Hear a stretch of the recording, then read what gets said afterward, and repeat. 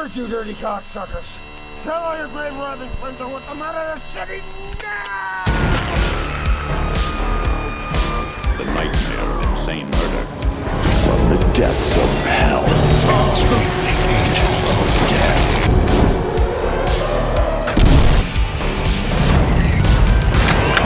Only at the Grindhouse. Good morning, everyone, and welcome back to Grindhouse, where we drink coffee and talk about movies. My name is Shawn, and today with my girlfriend and co-host Leah Diana, we will be winding back the reel to 1964. A wandering gunfighter plays two rival families against each other in a town torn apart by greed, pride, and revenge in the Sergio Leone Western classic, A Fistful of Dollars. Let's get into it. This short cigar belongs to the man with no name. This long gun belongs to the man with no name. This poncho belongs to the man with no name. Rico! Heard you wanted to see me.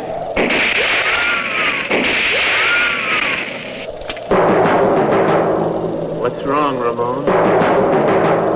You losing your touch? Shoot to kill, you better hit the heart. Aim for the heart or you'll never stop me.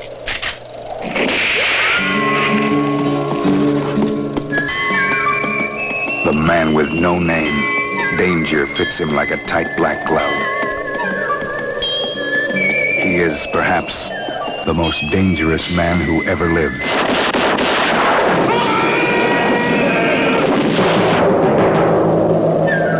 Get 3 coffins ready.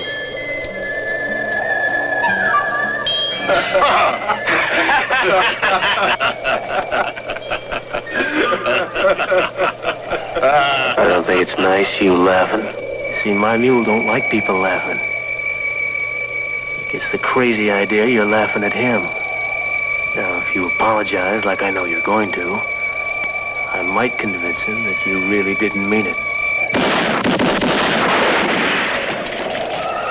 My mistake. 4 coffins. This man with no name is played by Clint Eastwood. He's going to trigger a whole new style in adventure. A Fistful of Dollars is the first motion picture of its kind. It won't be the last.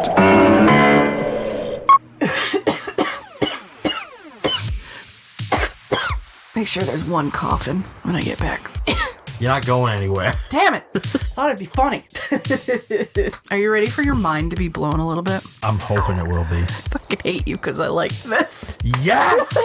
Yes! I was so into this movie. You heard me too, like several times, asking like questions out loud and getting closer to the television. I fucking told you that sometimes when we do these, you're gonna be surprised. Look, the most surprising thing was me hating Event Horizon by the end of that one. Like, that was the most surprising. But the fact that I'm sitting here right now going, I like these movies. Like, I like this movie. I actually, at the end of this, want to look at you and be like, hey, can we not record the next one? Can we just watch the whole trilogy? Well, eventually we will get to the others in the Dollars trilogy, as it's known. 2024, 2025, we're coming for you guys, sequels. Woo! Other than just liking it, like, what were your initial thoughts for this one? Clint Eastwood looks fucking young. And then I looked it up. He's the same age as my grandfather. He was born in 1930, just like my grandfather, which I was like, damn, Clint. Or should I say, Clinton Eastwood Jr. is his real name, because I looked that up. But I didn't see anything else, so you are a go for all the info. I don't know shit about this. All I know is I want to watch more of these. Well, so today we watched A Fistful of Dollars. It's the 1964 spaghetti western film directed by Sergio Leone, starring Clint Eastwood, the one and only. The one, the only. Who's somehow still fucking kicking around today. The Gran Turismo himself. This movie originally came out in Italy on September 12th, 1964. So actually, I don't have a release date for the U.S. I have Italy, Western Germany, and Spain. Fuck you, U.S. You don't matter. Essentially, it came out in 64 in Italy and in other parts of the world in 65, generally, at different points in the year. This movie was made on a budget somewhere around $200,000 to $225,000 and brought in a box office of $19.9 million. Jesus, is that U.S. and not lira? That is U.S. Damn. So this was quite a fucking box office success, and it's easy to see why. Honestly, there's so many things that people do wrong with films now. You could have predicted this entire film right when it started. Right from the get-go. You knew what this film was about, but you didn't care because the characters were that engaging. You're like, oh, fuck it, I predicted the whole movie. Let's watch the ride. Like, well, that's the thing. It's like Clint Eastwood alone, like, he plays this character with such a presence is the best way I can put it. Yeah. He essentially creates in this movie the very definition of the badass. The traveler. The wanderer. Like, essentially, at the beginning of the movie, he is the man with no name. Because you don't know his name until way later. You literally, and it's not just like, oh, this is so-and-so. It's like, oh, hey. It's like, you casually drop this man's name, and knowing now, I don't think they knew back then, but knowing now, the series is called The Man with No Name. Yeah. Damn. It's got a couple of referred to names, like you have the Man with No Name trilogy or the Dollars trilogy. I think the Dollars trilogy sounds better, but this one's a fistful of dollars. So the next one's what? A few dollars more. And then the last one is The Good, the Bad, and the Ugly. Yes. It has nothing to do with cash. No, the first two titles are where the Dollars trilogy comes from. Yeah. But the third one, they chose to go a different route. I am actually really excited to see The Good, the Bad, and the Ugly now. Because if this is what these movies look like... The Good, the Bad, and the Ugly... is like the most famous one out of all of them, right? I'll say right now, it's probably, at least in my opinion, I think it might be the best Western ever made. Like, it is fucking incredible. Like, the visual elements of this movie are just dialed up for that one. It, even like, and I think I said it to you at the moment, I was like, it's such a basic setup. It's like, here's the desert in Italy. I know you said that they filmed this in an Italian desert. Excuse me. Here are these houses, these sets that we probably put up within a day and a half. Some of them are just facades. It's just barrels and a couple of little paintings, but everything's like dirt floors. Like, it's grungy, it's dirty, it's nasty. And I'm like, it honestly makes it better. It feels... Old gritty. West, like, and Clint gritty. Eastwood's middle name should be Clint Gritty Eastwood. Clint Grit Eastwood. Now I have an important question for you, because now we have this wall that we have started. Okay, does Clint Eastwood go on the patron saints of the archive? Or should we wait to answer this question after we've seen the full trilogy? I think that'll be a decision for the full trilogy, but on this initial watch of this movie, because this is the first movie we've watched for Grindhouse that has Clint Eastwood in it. That is a Western. Later on down the road, we're going to cover a lot of different Clint Eastwood movies. Like, he did a bunch, like the Dirty Harry series, which is... See, I thought Dirty Harry was Good, Bad, and the Ugly. No. That's what I thought they were. I was like, the name of the cowboy is Dirty Harry. No, the Dirty Harry series are like cop movies. Like from like the 80s, I know nothing 70s, of Clint. 80s. I know nothing of Clint Eastwood, obviously. The only thing I know is Get Off My Lawn. I think that's what everybody knows. And that was that's from, a more recent film in the, I would say the last 15 years. Yeah, that was Gran Torino.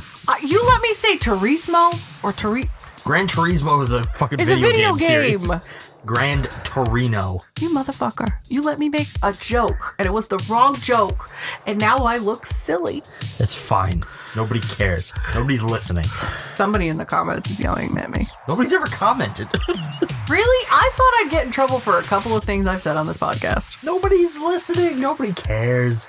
Leave a comment down below if you're listening.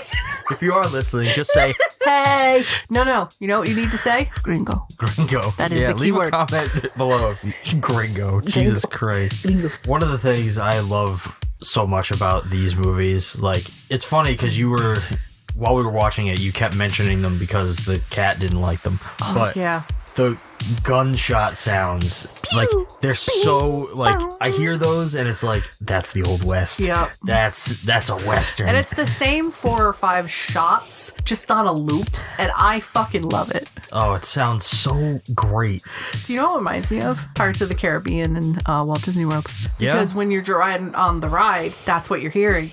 And all I can think of is Pirates of the Caribbean, and I'm like, so if the Wild West had cowboys, would pirates be like the Westerns, like pirate movies be like the Westerns of the seas? Yeah. It's like the same kind of idea. Pirates are essentially outlaws in the Old West. It's just dealing with sand, not water. Right. And then, so the pirates usually went against the East India Trading Company. Yeah, they didn't agree with the high tax prices, so they would steal and try and make a profit. That would be your sheriffs and your lawmen, I guess is the best way you'd put it. Which this guy literally rode his ass into town. Not rode his ass into town. Saw problem, dealt with it, and said adios. And this is the first time where it's a cold open and a cold close, and I'm like, I love this.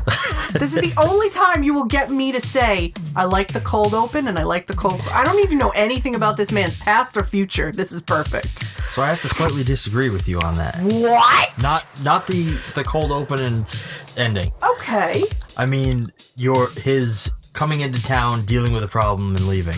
I mean, dealing with a problem does include, let me fuck with these assholes just a tad. The thing with this character is that, and I love this about him, he's a man out for his own interests. He's not your goody-good, do-gooder. I mean, who is guy. A do-gooder? He's about as do-goody a vigilante as you can get. Yeah, he plays both sides of the line. Giggles the whole way through. And he's doing it so that he comes out on top. It just so happens to benefit the town and the residents of the town. Yeah, yep. It's a very interesting story, especially for a film. What did I say this was? It was 60-something? 64. 64. Yep. So you just didn't do that. You just had good guys and bad guys back then. It's such a muddled There's line. a gray area. He's a gray Jedi. Oh my god. I just realized George Lucas just wrote a fucking space western. Tatooine is literally a space western. You just realized that? Realized that. Oh my god. Right now. Because I'm like, wait, it's a lot of sand. There's Obi-Wan Kenobi. Oh my god, Clint Eastwood was Obi-Wan Kenobi. Well, it's also, it's well known that he basically, for the plot of the first Star Wars at least, he adapted, I think it was called The Hidden Fortress. It's a samurai movie. Yeah. And samurai films and westerns have huge crossover. Similarities. Huge.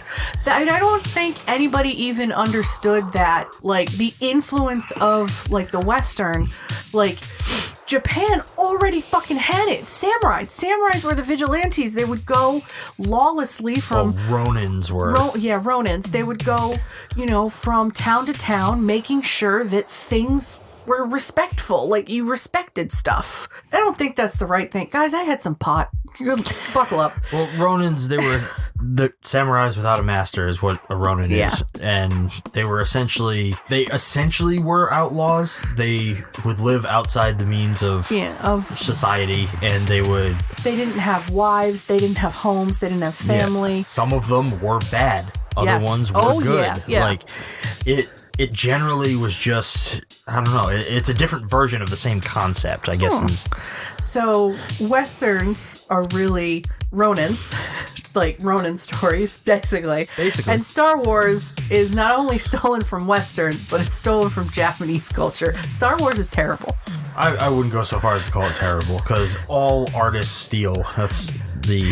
Now, that's a big thing that people are talking about now is I saw an article. I can't cite it. I can't at all. But some artists are upset that they're taking from their works and stuff. So some want people to be like, you have to come up with an original idea or else we'll sue you. This kind of like proposal, which means every single one of those movies on that wall would have to get sued. Everyone. Name a singular original idea in a film. It's next to impossible. Like, there's instances you can obviously cite, but it's next to impossible to be wholly original in the world because there are so many people being creative that even if two people have never interacted in their lives, there's a solid chance they're going to come up with the same idea. And you've got also a whole world out there of underground film, underground short films, underground features. So if you're like, oh, this most extreme ideas that come to my head, it has been done before. You've just never heard of it. Yeah. I can guarantee you there are some films sitting down there in this fucking archive that I've looked at the names at and gone, Shawn, what the fuck is this? And you're like, nah, put that down. That's for later. We can't do that to you right now. Go. But it astonishes me how a lot of people are like, no, you can't take my original idea. Was your fucking idea original? No. Name me one movie like that could be, and then you're sitting there going, well, wait, that element's from here, that element's from here. So you're essentially saying one film could get sued thousands of times because the idea of doing a specific scene where someone puts a cup down, oh, well, you're copying from this director and this director of photography, we're going to sue you. Well, that's the thing. It's like you can't... There's certain things you just can't lay claim to. No. And... yeah, so what if you're the first person to come up with that idea? You know what? Somebody else is going to do the same thing. You know what this made me think of, and you're the one that told me, and I think it's so stupid, is you can no longer say the word super and the word bowl together, or you will get sued by NFL. Yes. We have to refer to the thing that you are talking about as the big game. Mm-hmm. And how many people do you think I know? Well, let's rephrase this. You have no idea how many people, when I say, oh, the big game, they're offended. People are offended by that phrase. So now you've made it impossible to say the real word for this, and you've just pissed off so many people. Oh, yeah. Again, you can't just copyright something, because what if you lived on Super Lane and your house was in the bowl of the complex? You can't, like, it's stupid. It's fucking dumb. So it is funny that Westerns are derived from Japanese culture. And, you know, Japanese culture, they were really hidden away. They didn't want anything to do with Western culture for a very long time. No, because it's a culture based around tradition and honor. And like outside influence is always going to alter tradition. It's going to alter people's way of thinking. Yeah. So they tried to keep everything isolated. I have to say, I really do like Japanese culture and traditions. I do. Yeah. I'd live there. Shawn won't go with me, so I'm stuck here. We should probably steer back into the movie. Yes. Or shall we choo-choo into the movie? I'm really sorry. What? Choo-choo, because the old West, they had trains. Choo-choo. Oh, God. You want to do this with me? We'll steer the wagon back on course. That's it. That's better. So we'll get right into the back of the box here. Absolutely. And it's worth noting, we watched this on streaming. On Pluto. Pluto TV. Yep. So it had fucking commercials. We're not used to commercials. No, I don't want your fucking laundry detergent or your pizza and sticks. Knock it off. Oh, God. It was so bad. Oh, my God. They were terrible. But we did it that way because this is the first time you've seen this movie. Yeah, and I wanted to see it crystal clear. Yeah, you wanted a higher quality. We could have watched it on VHS, maybe next time. But we do have the MGM UA home video VHS release of this. So I'm going to use that for the back of the box today. And this back of the box starts off with a quote: "First class Western bravado" from Bosley Crowther of the New York Times. The first of the spaghetti westerns, A Fistful of Dollars became an instant international cult phenomenon. It also launched the film careers of Italian writer-director Sergio Leone and a little-known American television actor named Clint Eastwood. As the lean, cold-eyed, cobra-quick gunfighter, the iconic man with no name, Clint became the first of the anti-heroes. The cynical, enigmatic loner with a clouded past is the same character Eastwood fans have been savoring ever since. A Fistful of Dollars is the Western taken to the extreme, with unremitting violence, gritty realism, and a tongue-in-cheek humor. Leone's direction is taut and stylish, and the visuals are striking. From breathtaking panoramas in Spain to extreme close-ups of quivering lips and darting eyes before the shootouts begin. And all are accented by renowned film composer Ennio Morricone's quirky, haunting score. Now that leads us into something we have to talk about a little bit. Okay. It's no secret at this point that I fucking love Ennio Morricone's music. His film scores are always so alluring. They grip you. They really do. Even with, I noticed how basic even the score was. And I even asked you, I was like, oh, because I'm assuming that what I was like, oh, where's that one music clip that they play? Oh, that's wow, wow, wow. I was like, oh, that's this. You're like, no, that's the last one. Is that his? Yes, he did this whole trilogy. The music from this, usually I'm like, oh, I didn't hear the music. I didn't hear anything.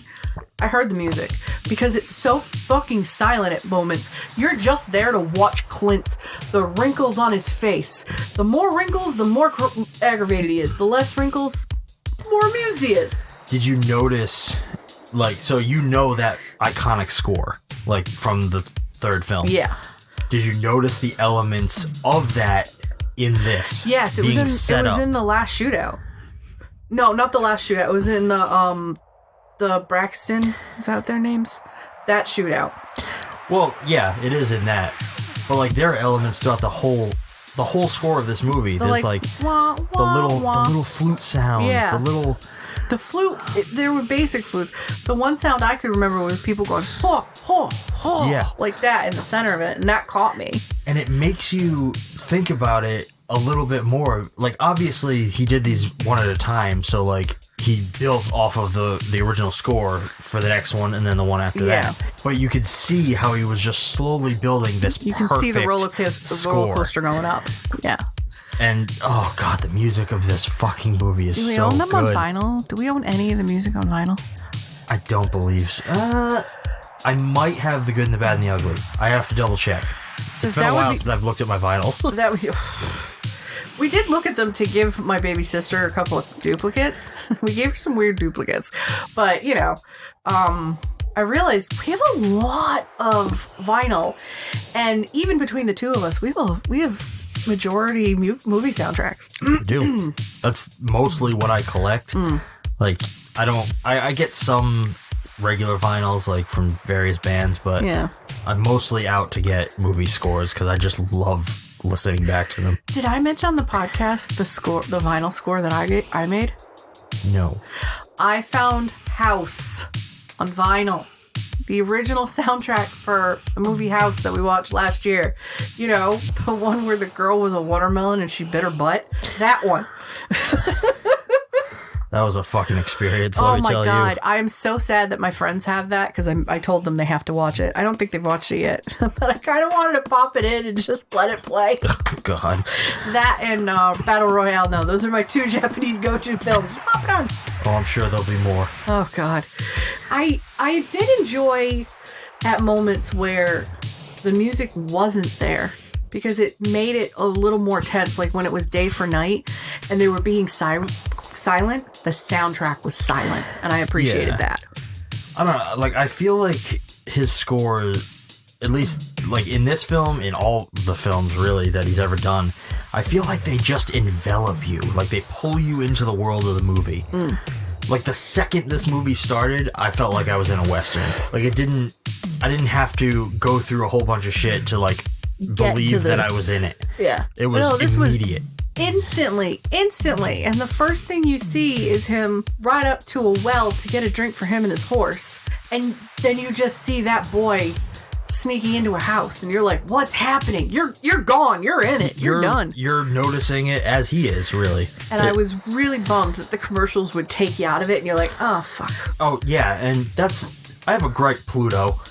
I think there were at least 35 commercials in an hour. I think this movie was an hour and 10 minutes. It added 25 minutes onto this film. Yeah, and it also felt like you placed them at the height of tension builds. Yeah. Fuck you for that. Fuck you. It was so dead in the hard. middle of the movie where there was like this big tension thing. Stop, went back into it, and then I had to look at you and be like, what the fuck just happened? Because I wasn't paying attention to the commercial. There's no warning you're going back into the show, and it's just boom, boom. And I was like, I missed something. You had to explain to me what happened. It was usually like a gunshot or something like that. Something. I was like, what the fuck? Because the gunshots happen quickly, like they should. It's like a quick cut. Yeah. But take note, directors of 2023. Gunshots are quick. I don't need 45 seconds watching the bullet go real slow, like Matrix-like. Yeah, we don't need to jump into bullet time for every fucking goddamn gunshot. If it has a point to the show, like, I don't know, it's either the Flash or the slow man. I don't know. Slow man? That's what I'm calling whatever character that is. I don't know, Marvel, DC, they probably have their own, but the slow man. The turtle. Really? They went turtle? Yeah, there's a reason for it, but that has nothing to do with what we're talking about here. There's a fucking superhero named the Turtle and he goes slow? He's a villain, actually. He has the ability to essentially remove kinetic energy from a radius around him, so nothing can, like, move. Is he a Flash enemy? Yeah. Flash is fucked up, man. Holy shit. They got whimsical with that character and his villains a lot. How the fuck did CW keep it a little serious sometimes? Oh, no, they had fun with it. Nice. Back to the Western. One of the things I kind of like about this movie is, like, you start off with this, like, really cool animated title sequence that brings you into it, which is basically just a bunch of people getting gunned down. Yeah. But, I don't know, it sets a tone, because the whole thing is it's in two tones. It's like a tan and red. Yeah. Which kind of showcases the opposing forces of the movie. Yeah. Not the man with no name, not Joe, the two people that he's manipulating. I thought that was a really nice introduction before you even know what to expect. It kind of sets you up. You think he's going to be against, or he's going to have to go up against something or someone or a group, but he's really playing fucking devil's advocate for two groups. He's a fucking puppeteer. I'm sitting here going, this is all just a manipulation game? Oh, this is so much better than just shoot him up. And honestly, they take a lot of time to set you into this world. Like, they never fully tell you anything about our protagonist. He's just this enigmatic man who rolls into town and just so happens to get himself caught up with the town's problems. It's a very Mad Max kind of idea. I've never seen Mad Max, so... Yeah, same basic principle. Okay. But we do get subtle hints to a past here and there. Like, the only one I really noted was when he first meets the bartender. He goes into the saloon and he's talking to the bartender, and he uncovers a old roulette wheel, and the bartender's explaining to him, oh yeah, they killed the guys who ruined the town. They basically killed that too, because nobody comes in here to play games anymore. But just him knowing to go over there, knowing to pull that off, because he's like, I know what this is. You can tell just a little bit. It's like a subtle, like, oh, he's a gambler. Yep. You know a little bit about him just from that. Not enough to really do anything with, but... I feel like he was... Because he said... did he say to Marisol, or towards Marisol, that he had known a woman like that prior? Towards the end, yeah. Towards the end. And then, so there's another hint that he had kind of like a Spitfire kind of relationship. And then when he first I mean, for all we know, he could have been talking about his mother. It's true. But the way he looked at Marisol in the first opening scene where she's looking out because she, this little kid just happens to be like, oh, hey, I'm going to come in. And kick the little kid out. They beat the shit out of the little kid and the dad. Damn. What assholes. But Marisol is staring at him, and he just is staring like he's like, I know this.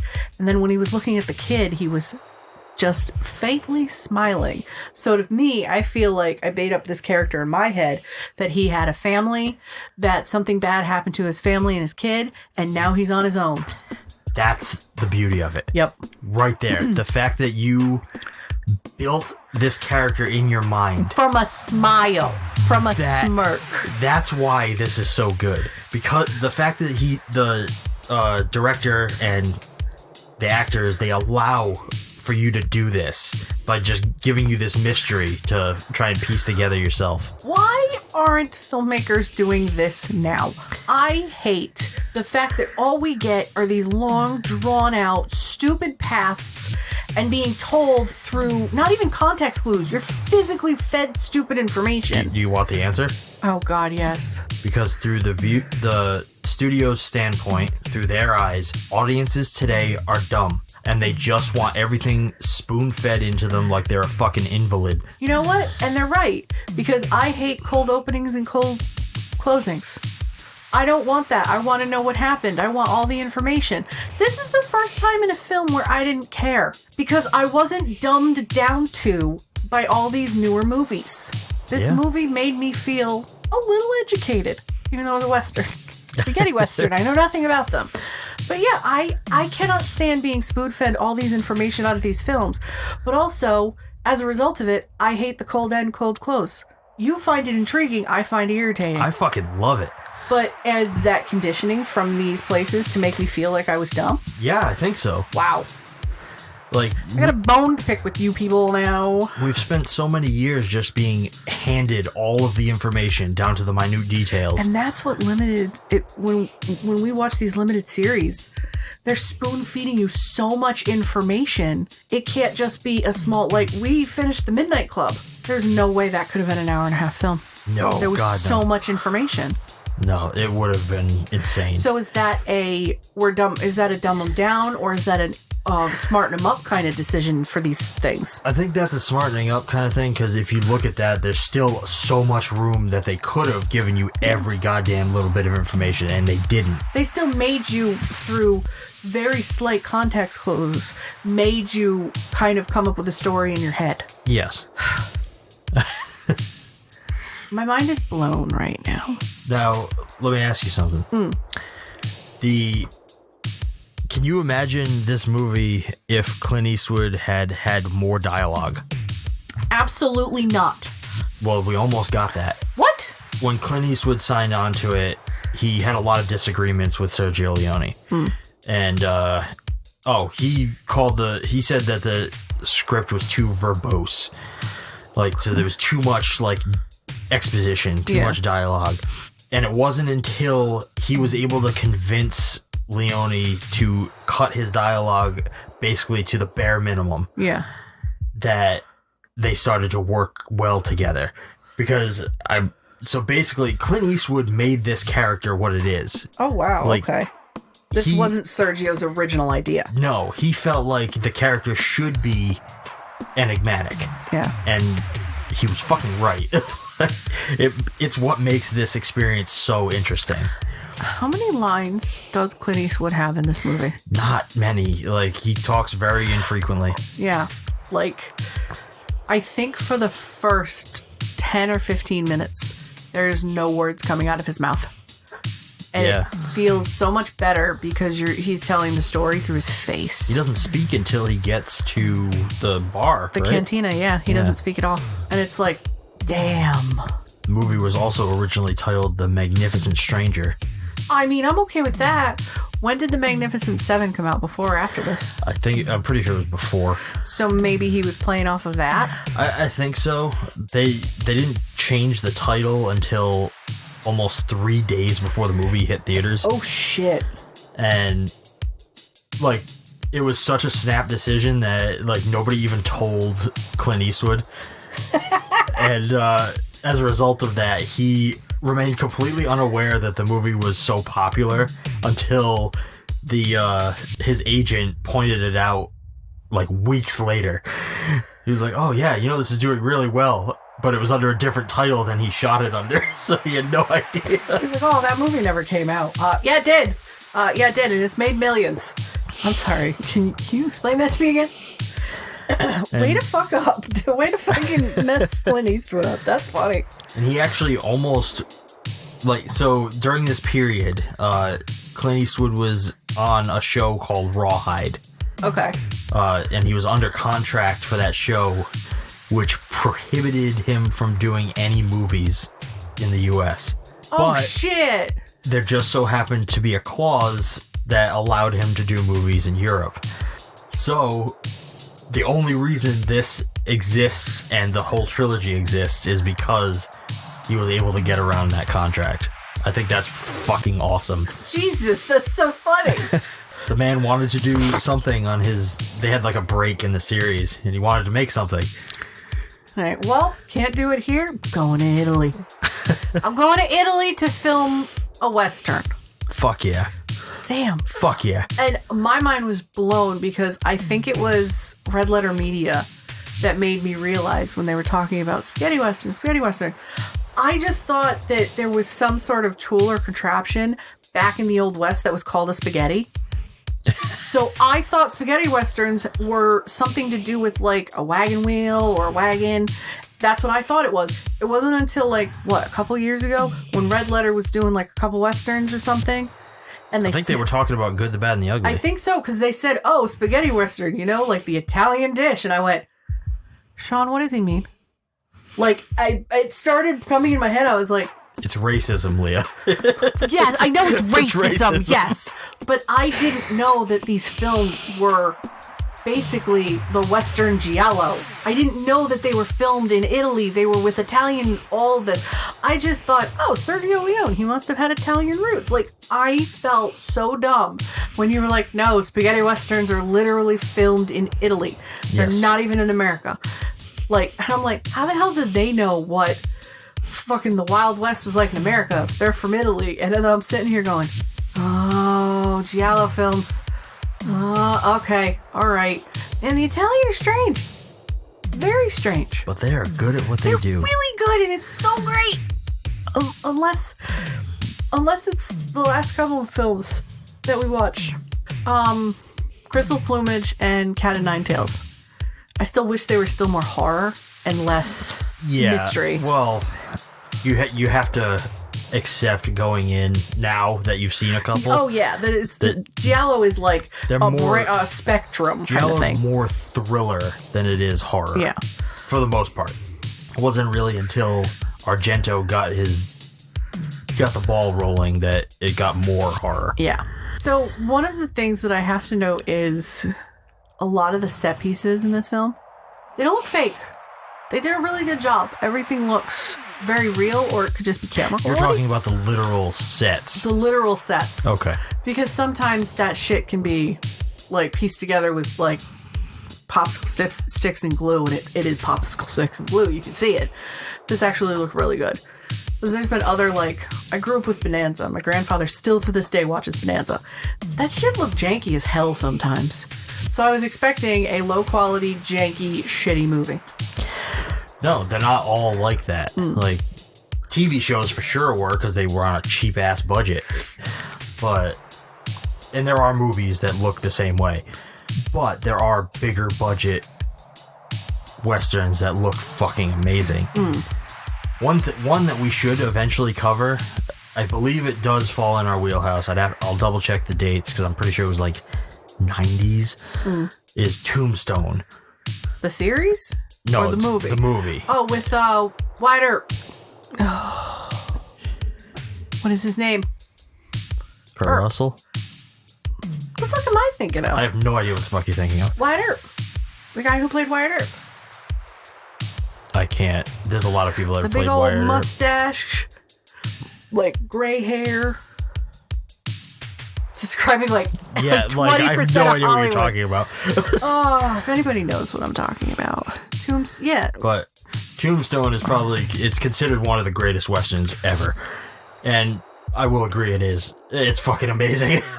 All right. Okay. We'll look this up after we're done. So shall we shift into breaking this bitch down? Shit, we haven't even started breaking it down. We have not. This is going to be a long one. So, an unnamed stranger arrives at the little town of San Miguel on the Mexican-United States border. So this doesn't take place in Italy. It takes place technically in Mexico. Silvanito, the town's innkeeper, tells the stranger about a feud between two smuggler families vying to gain control of the town. The Rojo brothers and the family comprising the town sheriff department, which is the Baxters.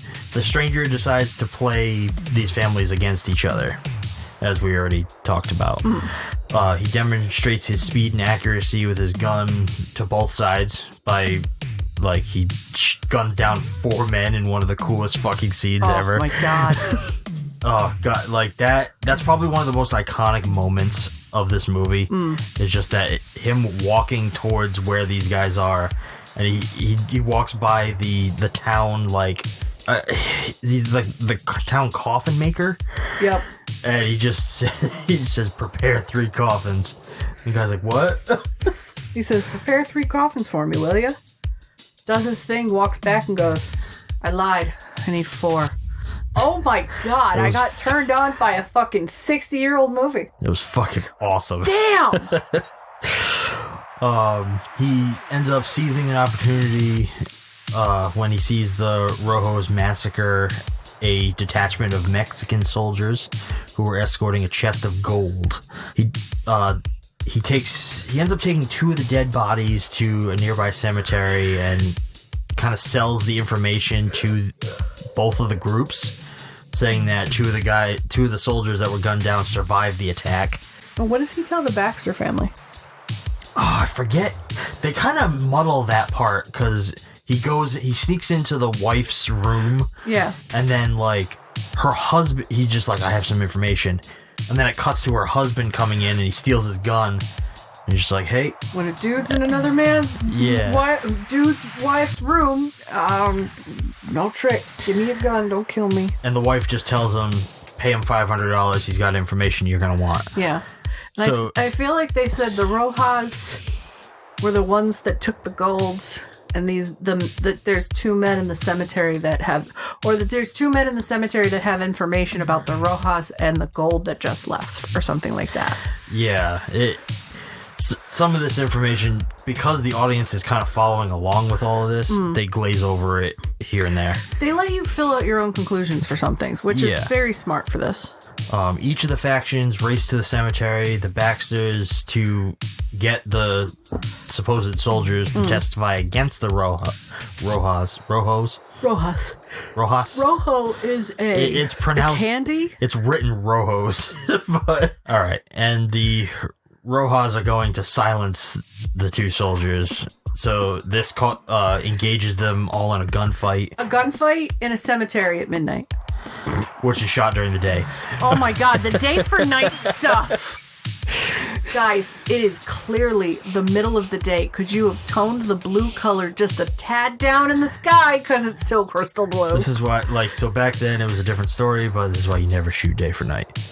It always looks bad. But I think what they were trying to do was save on lighting at night because it's impossible to light at night. Agree, especially back then on this budget. In the middle of the desert where there's no lights around it, so you could do some night filming if there was life there, but it's just fucking silent, dark, and no, the day for night has to be done, but is it fucking poor quality? The big villain of the movie, Ramon, the guy leading the Rojas family, he ends up shooting the 2 dead bodies, kind of making it seem like he killed them. He thinks he killed them because they were under the belief that they were still alive. Yeah. While they're fighting, the stranger searches the Rojas estate, their hideout, whatever it was. Their hideout or estate. Well, they had a small house too, like way out in the middle Like on of the other desert. side of town. Yeah, on the Like- other side of town, way past it. Yeah, it was Which weird. it was a small house, and then that one confused the hell out of me. I think it was supposed to be like a little like farmhouse kind of thing out in the middle of nowhere, or like far away from the town. Was it her farmhouse with her husband then? Yeah, that's what I would think. Oh, okay. Yeah. All right. Okay, that makes more sense. And he ends up, while he's searching the place, he ends up finding the gold. Yep. But after finding the gold, he inadvertently knocks out Marisol. Does he punch her in the face? Yeah, Or did so- he hit her with the butt of his gun? No, so when he's sneaking around, like he hears somebody at the door and he goes to hide. And then as soon as the person opens the door, he like jumps around the corner and punches them in the face. Did she have a chance to know it was him? I don't think so, not initially, but then there's this moment of her like kind of dazed before she falls unconscious. Yeah. So it's possible. But she never snitched him. No, she never says anything about it, which Or is weird. maybe I think she realized what he was doing. Maybe. He ends up taking her to the Baxters, who in turn arrange to return her to the Rojas in exchange For their son. Antonio. Yep. During the exchange, Marisol's son, Jesus, runs toward her, followed by her husband, Julio, I think is Julio, his yep. name. And then while this is all happening, Ramon orders one of his men to kill her husband. And because he was like already told he has to leave town. Yeah. Like he has you to need get to get out. Yeah. And one thing we're not covering is like there's this whole dynamic where Ramon is madly in love with Marisol, Yes. but obviously she's married. She doesn't And want he anything to fucking literally do with took him. her like property. Yeah, he just stole her from her family. Silvantino attempts to protect the family with a shotgun, but with the stranger backing him up. Yeah. Neither Ramon nor any of his men attempt to challenge the stranger, knowing that he's quick on the draw. He's a- Like Quick shot. the stranger then tells Marisol to go with Ramon and her husband to take their son home. Take some of the money that he earned from the double cross, gives it to her, and tells her, go. Just get out. Go. No, this is before that. Oh shit. This was like right after that whole moment in the street. Like he's like, get the kid out of here. You need to take your kid and get out of here. You need to go with him. Yes. And then that night, while the Rojas are celebrating, the stranger rides out and frees Marisol, shoots all the guards, wrecks the house, and kind of makes it look like the Baxters ransacked it. Yeah, and ransacked it, yeah. He gives the money to Marisol, like you were just saying, and he urges them to leave town. Get to the border, get out of here, go. When the Rojas discover the stranger has freed Marisol, they capture him and torture him brutally. Beat the living shit out of him. Put Holy cigar crap. out in his hand. It's pretty gnarly. Believing that they believe that he's being protected by the Baxters, and He inadvertently escapes, kills two people while he literally can't walk, and sneaks out. And while he's trying to hide under stuff and get away, that's when they said, "Oh, the Baxters must be hiding him. Go and get him." and literally they begin ransacking the town. Ransacking and setting it on fire. They're trying to essentially lure him out. Well, let's be honest. The stranger with no name, or the miraculous stranger, did set fire to the Rojas' house before he escaped.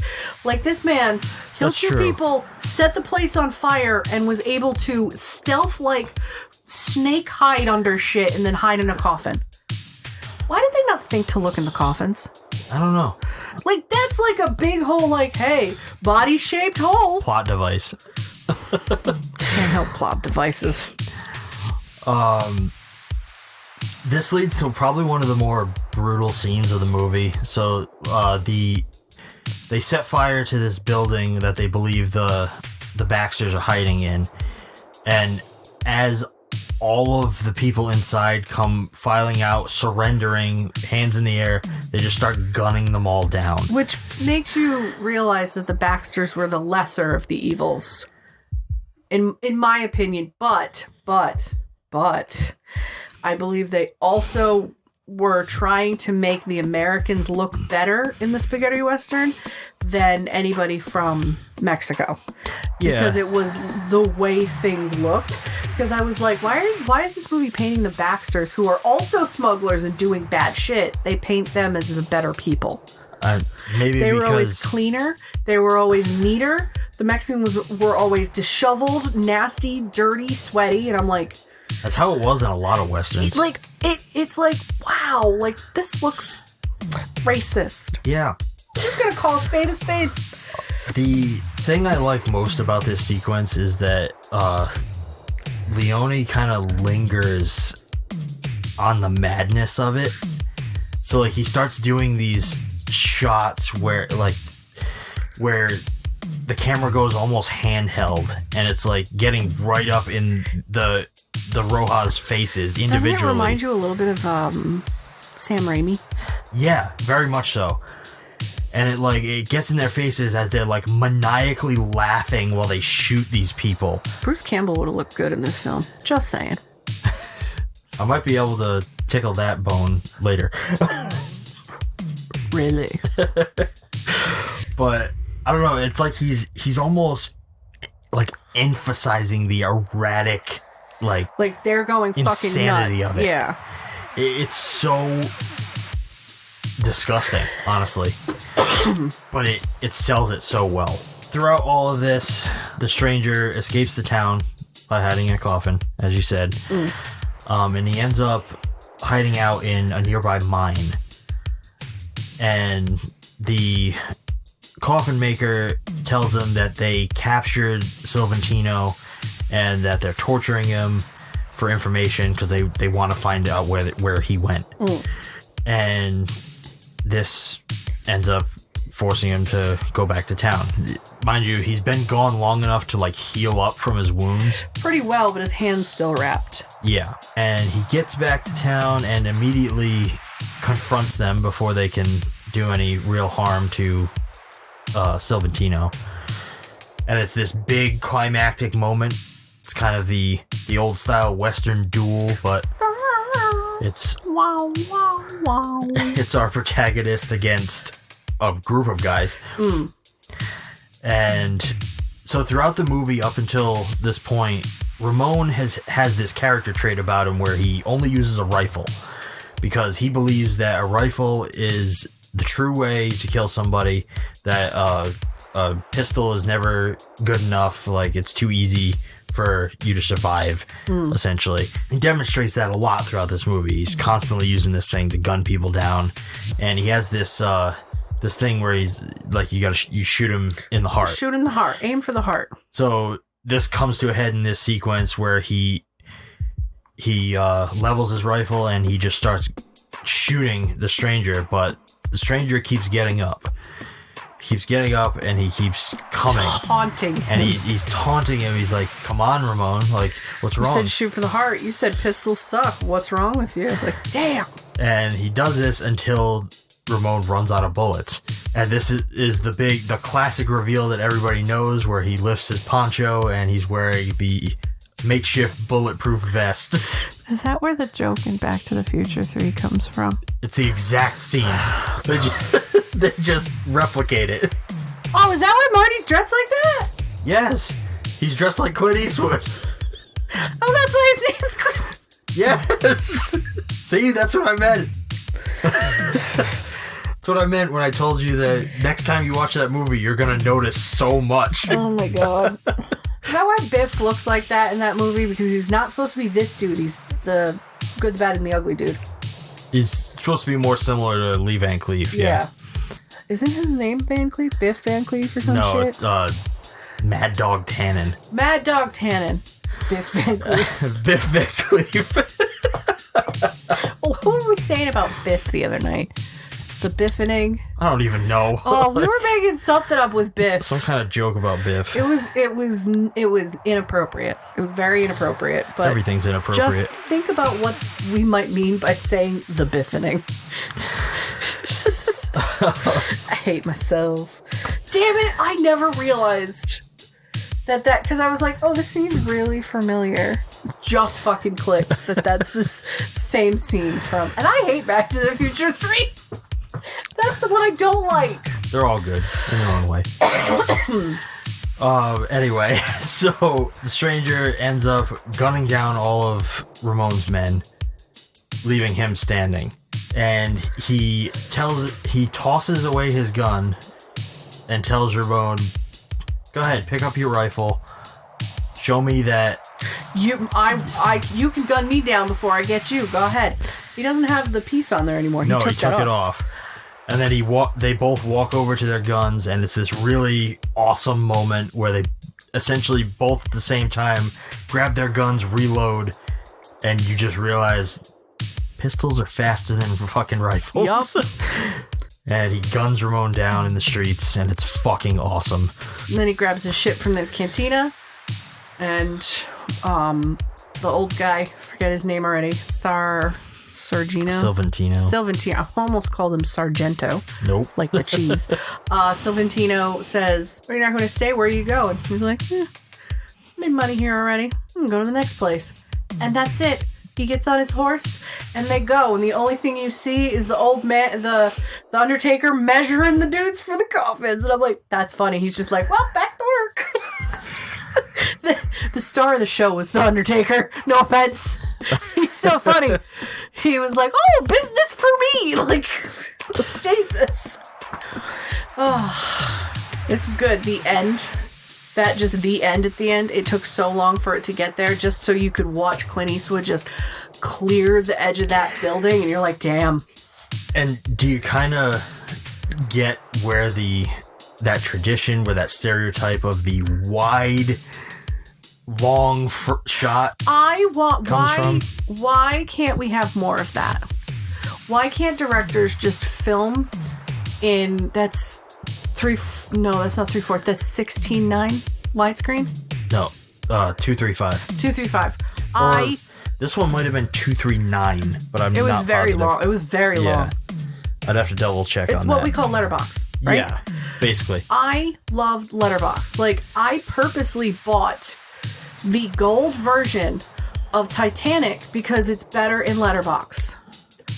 If you didn't buy the widescreen of Titanic, you're dumb. You're dumb. You're missing half the movie. That's what I have to say. But I honestly do miss when people used to film like that. 235. That's what this was shot in. Okay. Because the first time I ever saw the first time I ever saw Crusaders, Last Crusade of Indiana Jones, was widescreen. And it was, oh my God, Shawn, I can't tell you, I was sitting so close to that fucking TV, just like, this is incredible. I felt like I was in the theater. It was so good. 235 is my absolute favorite fucking aspect ratio. So much so that you only buy widescreen. Well, only. I use 235 cropping on most of the stuff that I make because I just like that look so much better. Even any videos that you made too? Yeah. Yeah. Like, we even use it for ETF. Damn. Like, just because it just looks really nice, like having that crop frame. It looks so professional. It's clean. It's just... Why? Why don't we use it anymore? The cameras, the settings on my Blackmagic are for 235.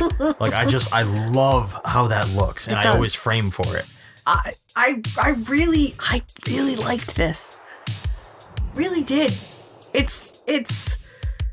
I'm mad at myself for hating westerns or not giving them a try.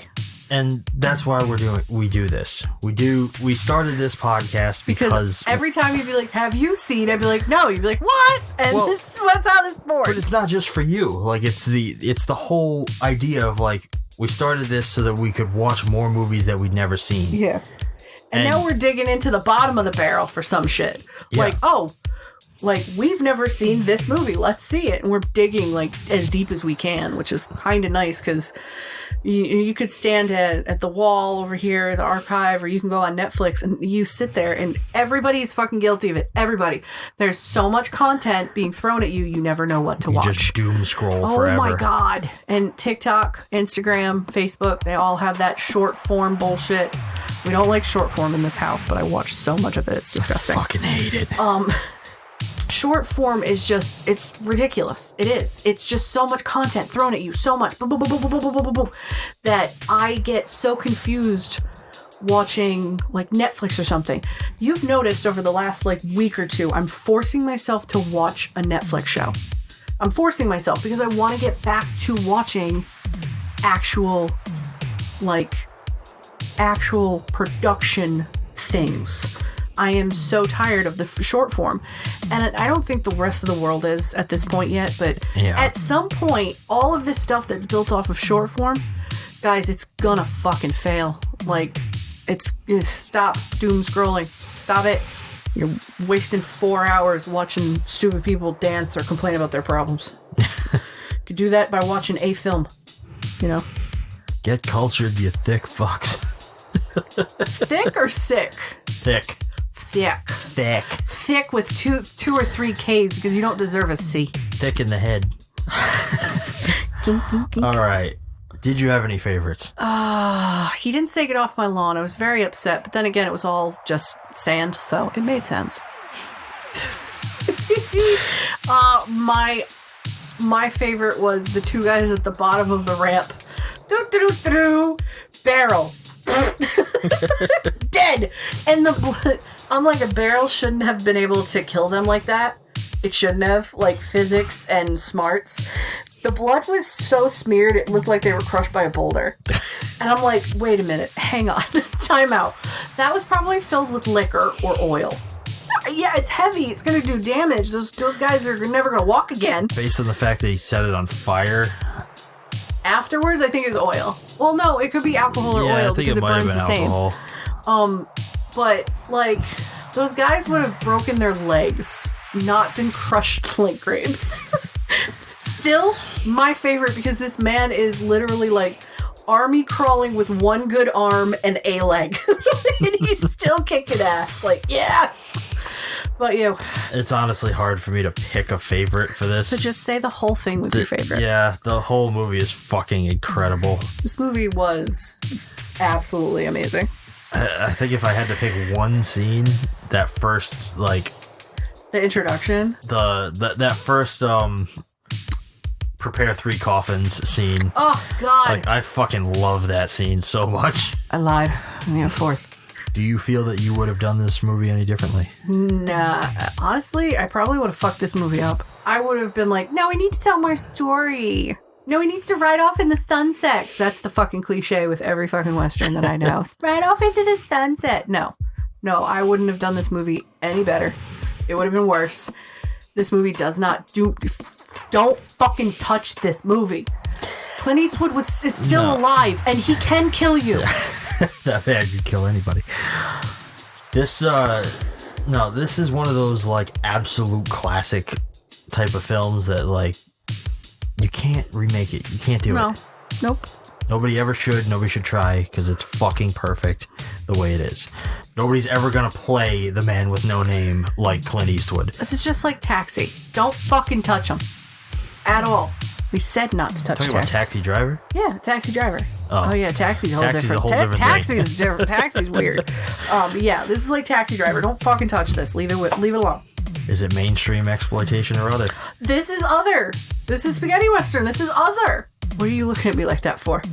He's got his eyebrows like so far up. Like I should know something. I'm not smart. I think I would probably put it under exploitation.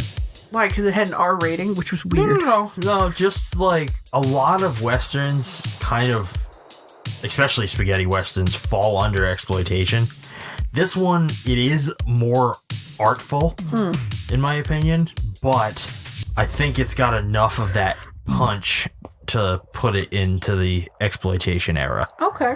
For me.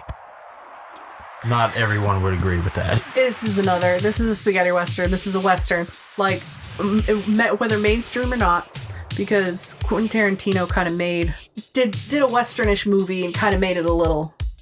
Did a Western... He did 2. Django? Yeah. Oh. Django. Thank you, because what the fuck is his name? Jonah Quinn.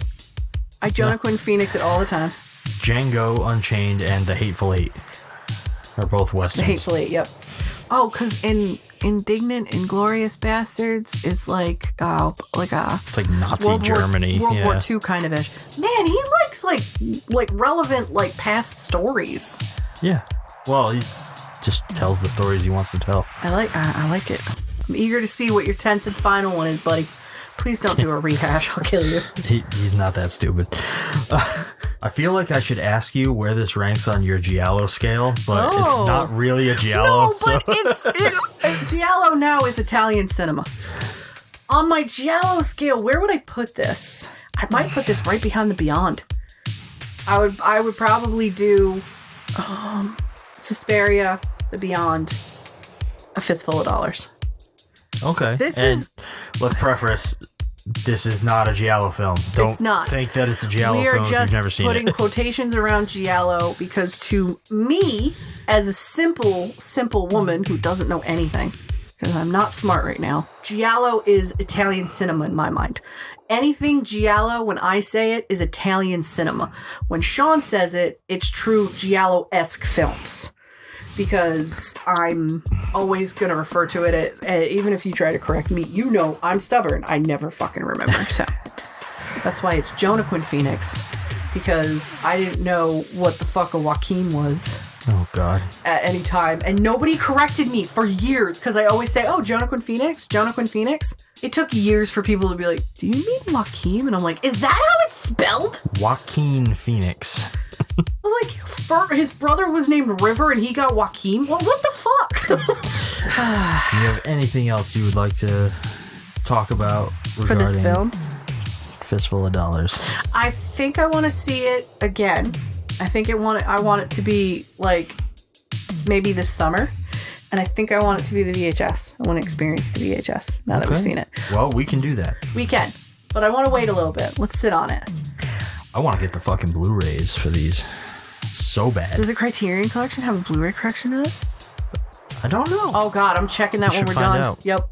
All right. But I guess that brings our discussion on Fistful of Dollars to an end. But don't go anywhere just yet. Please, for the love of God, stay tuned for the coming attractions.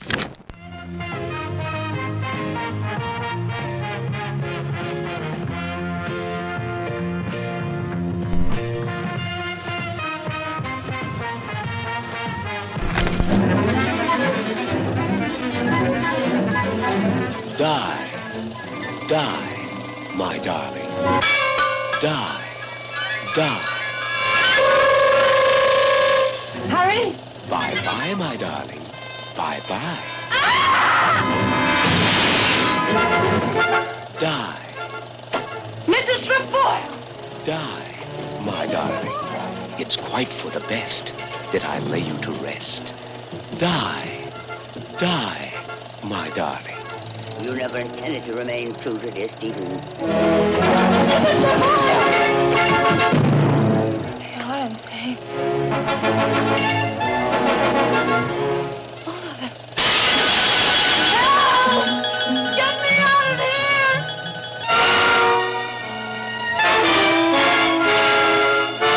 This gun is dangerous, Patricia. Starring Tallulah Bankhead. Also starring Stephanie Powers as the Darling. I'll pay you if you let me out of here. You want my love? Don't! Die,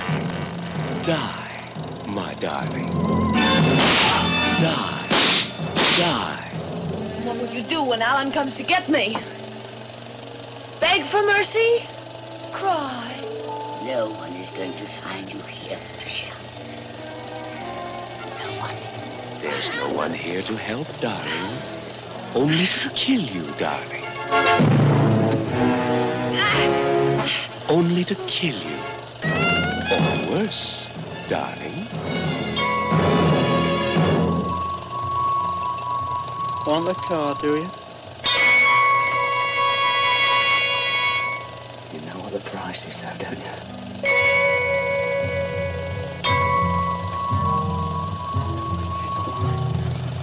One of the most terrifying suspense thrillers this side of insanity. Die, my darling. You must die. Die, my darling.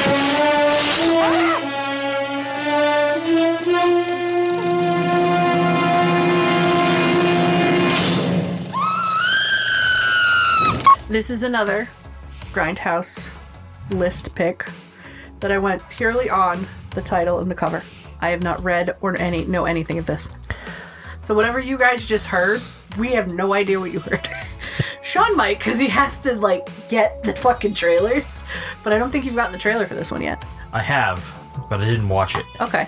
I just kind of went and grabbed it.